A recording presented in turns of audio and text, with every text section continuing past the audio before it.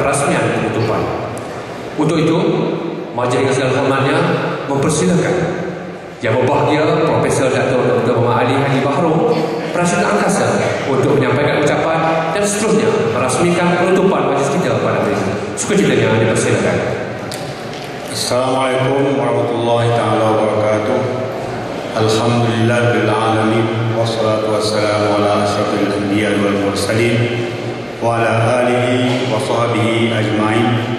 Rabbi shrah li sadri wa yassir li amri wahlul 'uqdatam min lisani yafqahu qawli. Subhanaka la ilma illa ma 'allamtana innaka antal alimul hakim wa la udwana illa 'alal zalimin.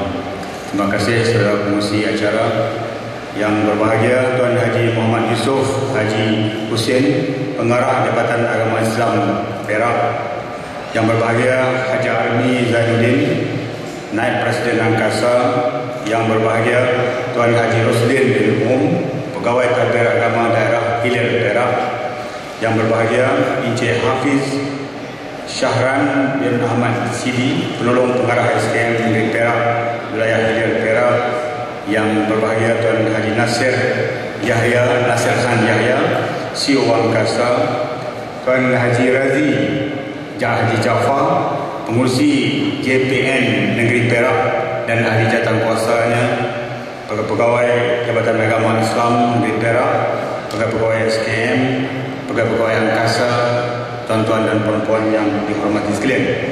Alhamdulillah, mari kita bersama-sama menyatakan kesyukuran kepada Allah Subhanahu wa taala. Dengan izinnya pada hari ini kita berjaya mengadakan multaqah pentadbir masjid di Negeri Perak, di kawasan Hilir Perak. Pertama saya ucapkan terima kasih kepada Tuan Haji Muhammad Yusof bin Haji Hussein, Pengarah Jabatan Agama Islam Negeri Perak, di atas kesudian menjemput saya merasmikan program ini. Sebenarnya program ini bukan program Angkasa, program Jabatan Agama Islam. Berbeza dengan sebelumnya, program itu program Angkasa. Kami bayar, ini Jabatan Agama Islam bayar. Dengan jemput saya lagi, itulah saya ucapkan terima kasih. Berarti Angkasa tak belanja lah. Angkasa beri kerjasama dari segi kepakaran dan kumpulan. Jadi kita harap di negeri-negeri lain kita belajar. Akan datang boleh, kita belajar boleh, jabatan belajar pun boleh. Mana kita memang ingin mengadakan kerjasama yang seperti ini bagi memastikan semua negeri menubuh koperasi karya masjid. Dan juga saya ucapkan terima kasih kepada pihak SKM di atas kerjasama mengadakan program seminar ini. Dan program ini merupakan satu program seluruh negara. Berarti ini kali yang ke-7 atau kali yang ke-8 yang kita adakan. Tuan-tuan dan puan-puan, ingin saya kejelaskan mengapa program ini diwujudkan. Mengapa kita perlu mengadakan koperasi karya masjid. Pertamanya, kita nak melibatkan semua anggota masyarakat dalam aktiviti ekonomi. Saya lihat masjid merupakan satu sektor yang sememangnya mempunyai aset, tetapi malamnya aset masjid tidak pernah dimajukan. Dan juga pemikiran pegawai-pegawai masjid rata-ratanya hanya menggunakan masjid sebagai tempat ibadah. Itu yang berlaku sekarang ini, kecuali adalah beberapa buah masjid yang sudah terbuka.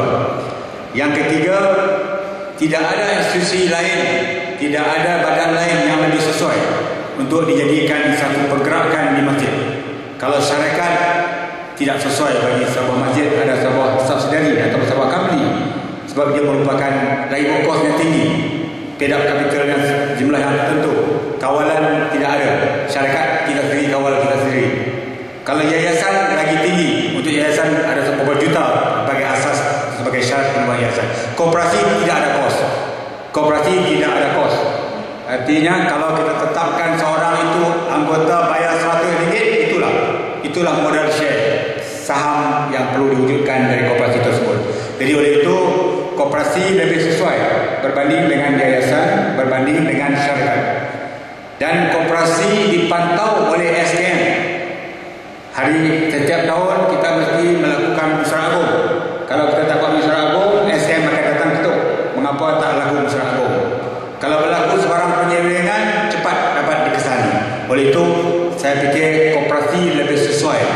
diwujudkan di semua masjid.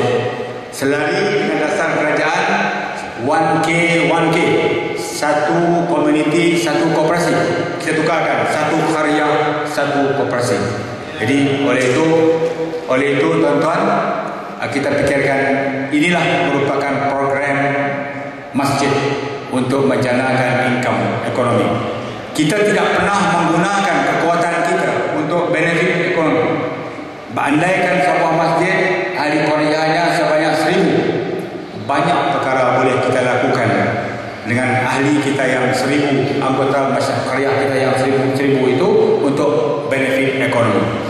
Tuan-tuan, Angkasa telah membuat keputusan. Kita mesti memastikan semua masjid seluruh negara ada koperasi. Ini keputusan kita.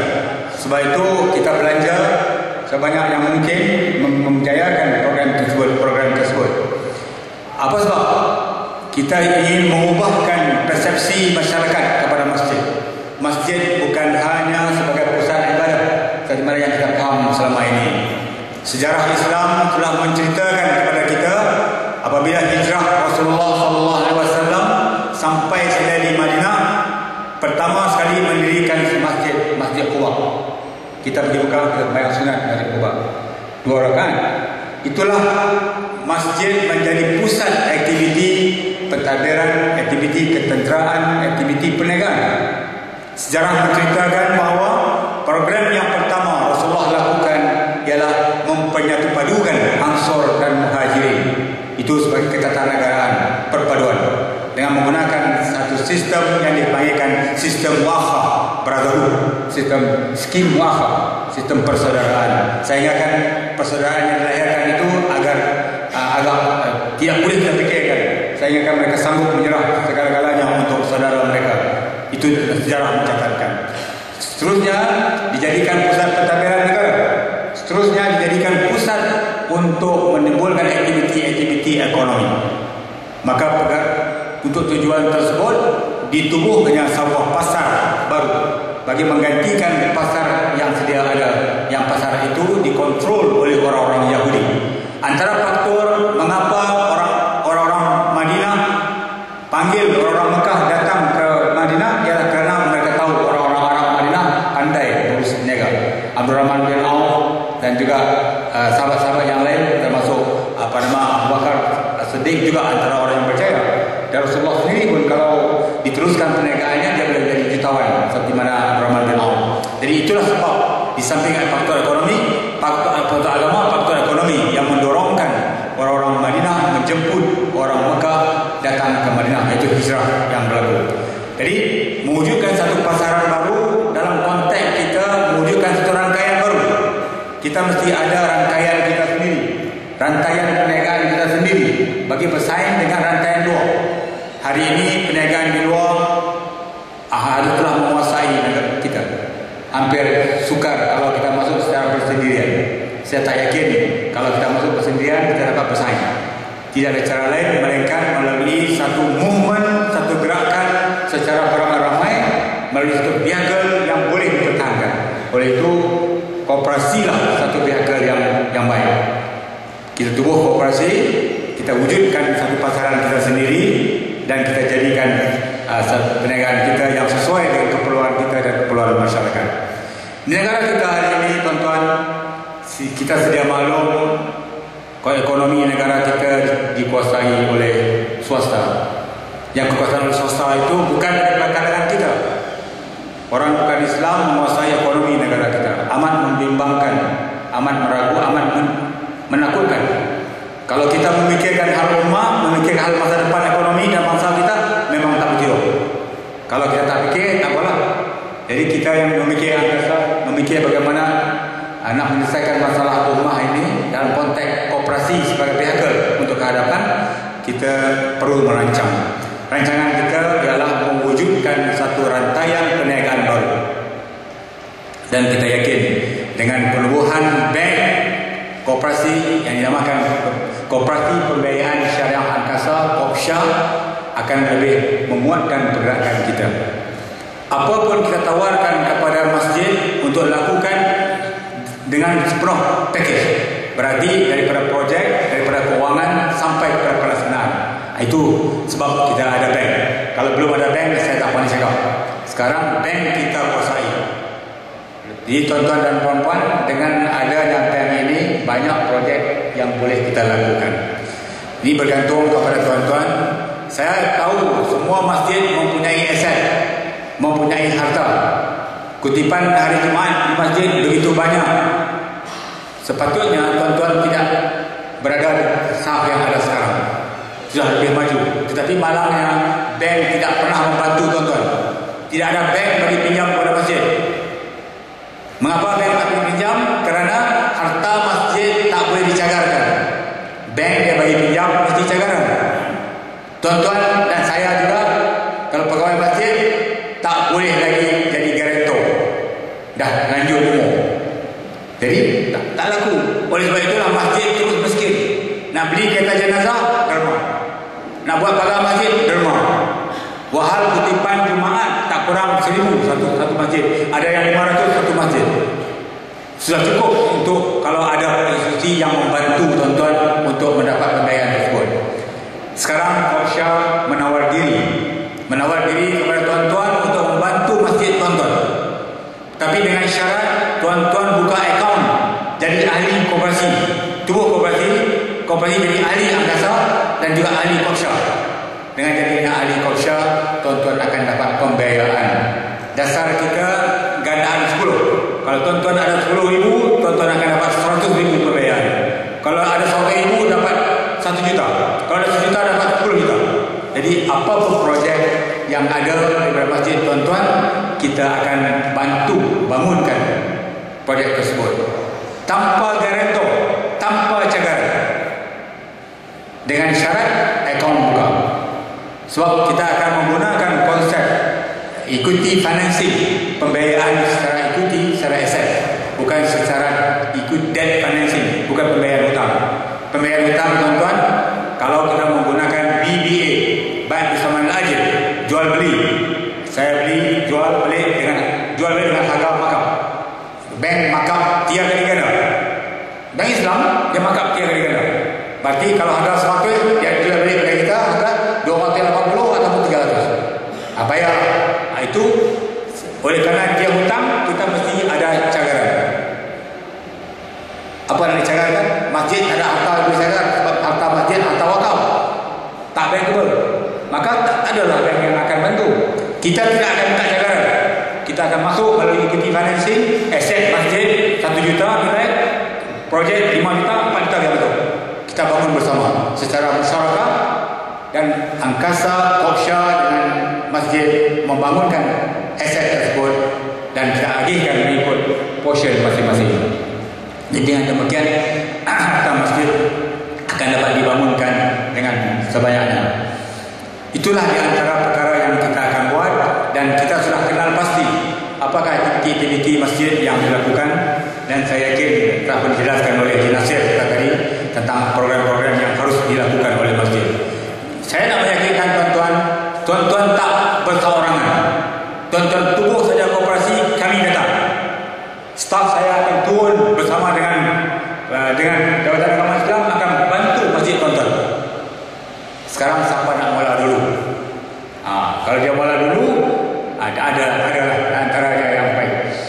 Kita lihat kerajaan telah memberi jaminan. Sebenarnya Sobri Yaakob memberi jaminan kalau tubuhnya koperasi masjid ada projek, dia akan bagi 30,000. 30,000 itu kerajaan pusat.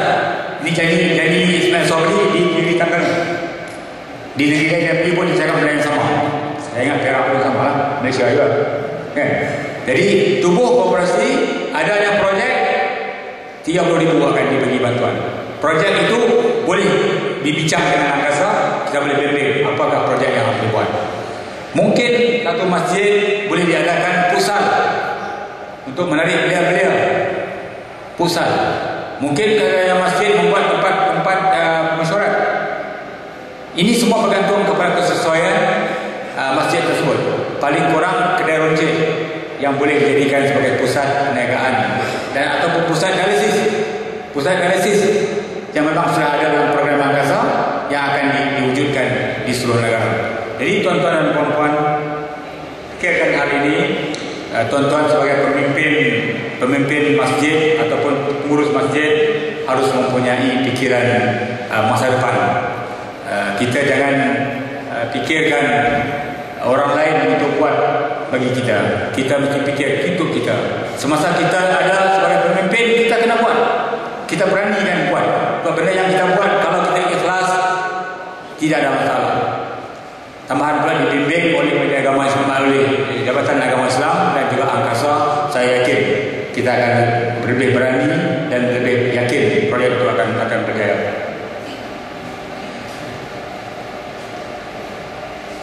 Tuan-tuan dan puan-puan, seterusnya Angkasa seperti yang mana saya sebutkan tadi, sebahagiannya telah dijelaskan oleh Tuan Haji Nasir dan juga staf kita yang lain. Kita telah melancarkan satu program baru-baru ini, iaitu Infaq lil Waqf.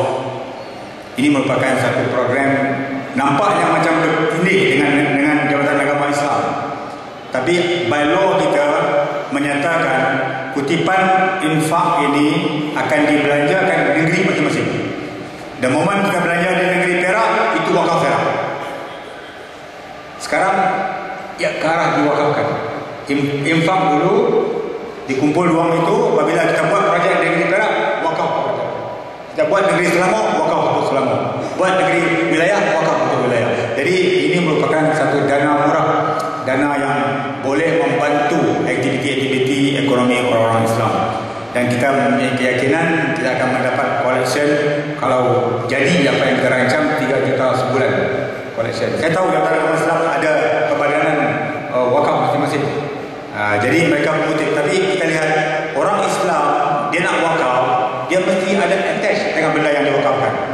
Mengapa saya wakaf kepada masjid ini? Kerana saya tinggal di kawasan itu. Mengapa saya wakaf kepada sekolah ini? Sebab saya tinggal anak saya di situ. Saya tak wakaf untuk di wilayah persekutuan, sebab saya tidak ada kepentingan wilayah persekutuan. Oleh itu, sepatutnya Jabatan Agama Islam memikirkan, menggalakkan sistem infak, tapi dengan kawalan ketat. Benarkan Jabatan Amat institusi tubuh wakaf. Kalau ikut by law, Akta Jabatan Agama Islam, Edaman Jabatan Islam, wakaf hanya oleh jabatan saja. Kena buka, dibayar dari akaun jabatan saja. Ini menyulitkan, pentadbiran menyulitkan dan memerlukan staf yang banyak. Jadi kalau kita bukakan pintu, semua jabatan, semua badan-badan boleh buat wakaf sendiri, tapi daftarkan dengan majlis atau dengan jabatan. Kontrol mereka. Kutipan itu harus diperiksa. Lebih mudah. Alhamdulillah kita dapat kelulusan daripada Jabatan Agama Islam Negeri Selangor untuk Angkasa membuat infak lil Waqf. Jadi kita namakan infak sebab belum lagi diwakaf, ke arah diwakafkan. Lepas kita bina saja aset, itu wakaf. Jadi niat penerimaan itu dah wakaf. Tapi bagi kita consider dia sebagai infak pada pihak awal, sehingga kita jadikan dia aset tetap, kemudian dia hitam sebagai wakaf. Jadi kita fikirkan ini merupakan satu channel sumbangan untuk gerakan ekonomi orang-orang Islam. Cuba kita bayangkan kalau semua orang Islam membuat program yang serupa, berapa banyak aset Islam boleh kita pertahankan. Di Pulau Pinang amat menyedihkan, yang tinggal hanya aset wakaf. Lagi sedih, aset wakaf pun tak boleh dibangunkan. Tak ada orang nak bangun. Tak ada orang nak bangun. InsyaAllah Angkasa akan masuk. Melalui Bank Kopsha kita akan cuba bangunkan high rise. Sebab tanah dah jadi tinggi. Okey, kita bangunkan high rise. Kalau satu masa nanti Kopsha mempunyai dana yang besar, kita bangun melalui koperasi di negeri Pulau Pinang. Jadi dengan demikian aset orang Islam akan dapat digunakan dan dibangunkan. Sedangkan aset-aset masjid semuanya strategik di tengah-tengah bandar. Saya ingat tak kurang banyak yang itu yang boleh kita bangunkan.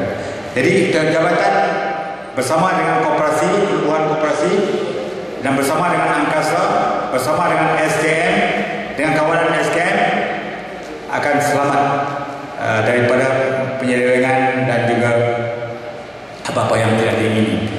Tubuh saja koperasi, pertama kita boleh bantu, Angkasa akan bantu. Pertama yang kita boleh bantu, kita akan bagi pada satu SPBA, sistem pengurusan koperasi berkomputer, ya, angkasa. Kita bagi percuma kepada masjid berharga 30,000 sistem. Dengan sistem itu masjid boleh rekodkan ahli Korea, rekodkan lelaki, berapa banyak perempuan dan berapa anak-anak, tentukan berapa orang profesional, berapa orang doktor, berapa orang engineer, berapa orang peniaga, berapa orang bagian, rekod. Ini satu keistimewaan yang boleh tuan-tuan dapat dan boleh kita bagi. Jadi kita nak lihat benda-benda ini berlaku. Bila kita nak buat satu projek, kita dah tahu dah berapa banyak ahli Korea kita yang memerlukan perkara yang kita lakukan. Kalau boleh kita lakukan benda ini tuan-tuan, semua masjid buat, maka hari itu kita akan ada force, satu force yang paling besar. Bayangkan menjelang hari raya, menjelangkan Ramadan, apa yang kita perlu? Kurma. Sombong. Kalau semua masjid buat perniagaan yang sama, ada di antara masjid yang ke hadapan supaya dia buat, dia import. Angkasa tak mahu itu, dia ada masjid buat negeri. Koperasi masjid satu import untuk seluruh pihak. Saya fikir jumlahnya besar sebab aktiviti perniagaan semua sama, serupa. Jadi satu perniagaan yang boleh dikreatkan. Oleh demikian, kita lihat ekonomi orang Islam lebih luas dan bergerak, dan kita memikirkan penubuhan koperasi pembiayaan syariah akan menggunakan masjid sebagai sos untuk membantu masyarakat. Sebagai contoh, mungkin di masjid kita adakan mesin ATM. Mesin ATM itu dalam sistem yang ada sekarang, semua bank mesin ATM sendiri. Kita mungkin tak payah mesin ATM, kita lantik pegawai koperasi masjid jadi counter ATM, tiada mesin, pakai SMS. Kita ada sistem yang kita akan lancarkan dalam sebulan atau 2 bulan lagi. Kita ada satu grup yang kita bersama. You boleh buat segala-galanya, nak buat remittance, nak hantar wang ke luar negara, pakai gunakan kita punya sistem. Nak masuk di dalam akaun kita, dan juga nak pindah akaun, nak pindah wang, cuma dengan arahan.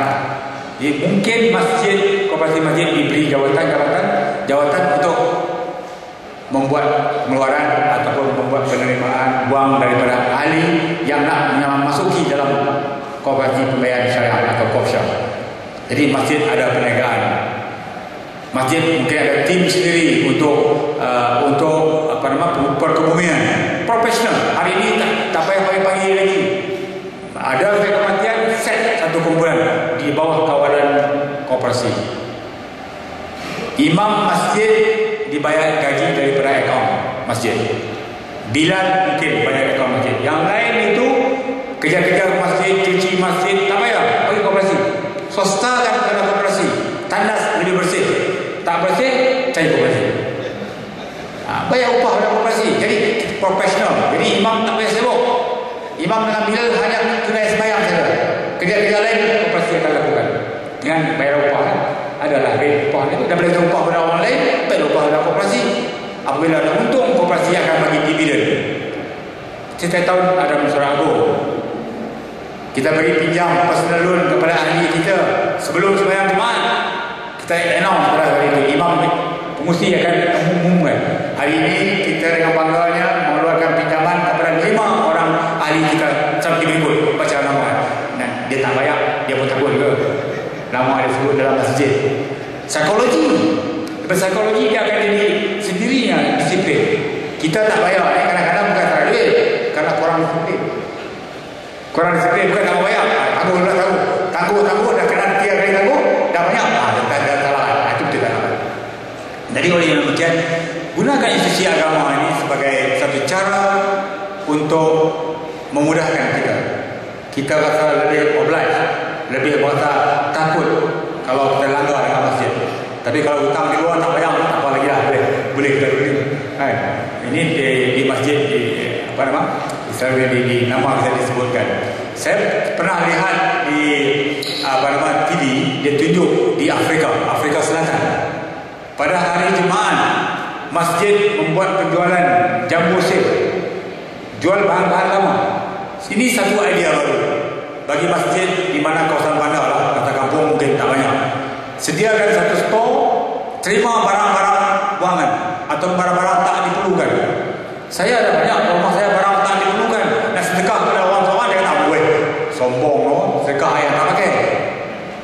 Jadi payah, kita nak bagi payah. Wahal kita ikhlas, memang tak pakai pun. Dalam bubuk banyak sangat. Nak buang masalah. Kadang-kadang menjelang raya dia nak tukar mesin baru. Hal lama dia nak buang. Nak buang di mana? Oh tak mau. Pergi letak di masjid, sedekah masjid. Hujung 6 bulan sekali jumbo sale. Baju ada, cushion ada, periuk ada. Sampai dia jual apa? Kambing. Masa jumbo sale tu dia jual kambing. Di masjid di Afrika yang saya tahu ada. Dia jual kambing. Jadi menunjukkan kata boleh jadikan satu jenis perniagaan yang dikelolakan oleh koperasi. Setahun 2 kali jadikan satu program yang hebat. Setahun 2 kali jumbo sale bagi masjid berkenaan. Jadi sisa-sisa perkara-perkara yang tak diperlukan oleh ahli Korea itu akan dikumpulkan, diadik-adikkan.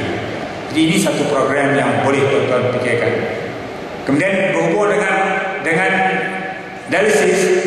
Saya nak sebutkan, dialisis ini satu penyakit yang memang, sorry lah orang dah kena dialisis, dia bukan ada ubat, dia hanya boleh tahan. Hari ini statistik menunjukkan 17 orang yang baru satu hari penyakit kecil manis. Belum sampai dialisis lagi, kecil manis dulu, dia mula kecil manis. Lepas 15 tahun dia akan pergi situ. Itu dah memang cepat lah. Kalau dia panjang, dia akan pergi situ. Jaga tuan-tuan. Jaga segi makan, mungkin naik 20 tahun. Kalau tak jaga makan, lagi cepat. Bila dia pergi dialisis, dia kena naik mesin 1 minggu 3 kali. Sekali 4 jam. Menyesalkan. So, kita fikirkan masjid buat dialisis. Linkkan bilik dialisis dengan musola. Dengan kata lain, bukan pintu saja. Buat pintu yang ada link. Dia buat dialisis, masa yang sama dia buat i'tikaf. Pahala tuan. Paling kurang dia dengar azan. Yang main melibatkan dialisis ini bukan dia saja. Keluarga ada yang main hantar, tunggu berjam-jam. Jadi sekaligus dia melakukan ibadah. Jadi inilah idea kita mengapa dialisis di masjid itu diperlukan.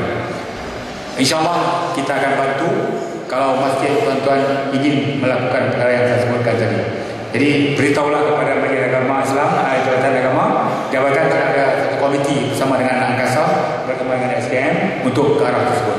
Yakinlah tuan-tuan, kita lah yang akan membangunkan kawasan kita. Kita lah yang akan memastikan ahli Korea kita menjadi baik. Mulalah dengan diri kita sendiri. Ibda' binafsik. Mulalah dengan diri kamu. Tentu orang, jangan suruh. Saya tak mau suruh orang. Saya di Angkasa, apa saya nak buat? Saya fikirkan dengan staf saya, saya fikirkan dengan jawatan kota saya. Kalau sesuai buat. Tak peduli orang kata apa pun, asalkan perkara itu baik. Sebab kita ada kuasa, masih ada kuasa. Kita masih ada kedudukan di tempat itu. Dah keluar jangan kata apa pasal buat apa kamu buat itu. Pasal ada kuasa dulu tak buat. Tak boleh. Itu tak betul. Jangan suruh orang, suruh kita sendiri. Disiplin diri kita, lakukan perkara yang kita fikirkan baik, jalan. Itu cara kita bekerja. Kalau tidak, tak ke mana. Asyik nak suruh orang lain buat, dia tak buat. Pasal dia ada kuasa, dia tak buat. Jadi tuan-tuan dan puan-puan, itulah harapan Angkasa, harapan Jabatan Agama Islam juga, harapan SKM, tuan-tuan menyambut seruan penubuhan koperasi. Ada benefit, pertama pembiayaan akan dibantu oleh Angkasa dan juga wang sarwati oleh SKM dan juga projek-projek yang akan diarahkan. Jadi sekali lagi saya ucapkan terima kasih kepada Tuan Haji Muhammad Yusof, Haji Hussein, pengarah Jabatan Agama Islam di Perak. Dan rakan saya juga, saya kenal dia dari awal dulu. Dulu saya nak jadi peguam syar'i. Dia interview saya. Dia muda, dia interview saya waktu. Dia ingat dia interview saya. Saya dapat nasihat peguam syar'i. Masa tu peguam syar'i tak ada orang. Saya bersuang dua saya. Sekarang dah banyak. Saya antara orang yang awal. Saya jadi syarah di Universiti Kebangsaan. Saya belajar mengundang. Terus saya tanya sikit. Jadi saya tak pernah praktis buat sebab saya tak ada masa. Oleh itu terlibat dalam gerakan koperasi. Jadi terima kasih Tuan atas persetujuan pertamanya bersama dengan Angkasa jemput saya pada hari ini dan semua jabatan, pegawai jabatan juga pegawai SKM juga daripada tuan-tuan sebagai pemimpin masjid dengan mengadakan hadir yang multaqa hari ini dengan lafaz Bismillahirrahmanirrahim saya meresmikan majlis multaqa tentang masjid pada hari ini. Assalamualaikum warahmatullahi wabarakatuh.